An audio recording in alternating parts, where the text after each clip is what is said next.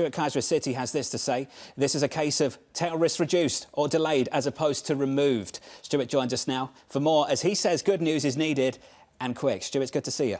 How are you? Happy Sunday. Did we get any of that good news over the weekend? Yeah, I think we got some of it. I think the 90-day tariff delay and then, try to exempt some of the tech stuff is incremental progress. I think that stuff trims the tail a little bit, but, they quickly walk back, the positive response. If this was a weekday, we probably would have had a 5% rally and then a 3% sell-off. Luckily, we were closed on Saturday, so we didn't get that. It's progress. I mean, it's either an acknowledgement that they had gone too far and are a little bit concerned about, market functioning, or, they're just trying to deliver a little bit of good news. But without a doubt, they've trimmed some of the tail off. It's still a long tail, but I think they've trimmed a little off. So the word that got thrown around in the past week, negotiation. We're going to negotiate.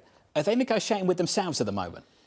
It's a little hard to say. I mean, a lot of trade delegations are supposedly in town and they're talking. It does seem like they negotiated with themselves on the way up and on the way down. China's basically said we're done, with the tit-for-tat stuff. So it does a little bit feel like they're kind of responding to shadows and to what's going on in markets as opposed to sitting down across the table with someone actually, trimming up numbers. Well, you say markets, but it seems like they're looking at one market. It's not your market. Do you feel left out? I mean, is there a sense that basically it doesn't matter how much stocks sell off as long as the bond market is stable? That's not going to be a limiting factor for this White House. Well, we actually got it right this time, actually, I think, Lisa. I mean, I remember a couple of weeks ago you said credit spreads haven't widened, so this equity response is overdone. Equities actually move first. So I would say that we're kind of the winner of the clubhouse, so to speak, on a Masters Day.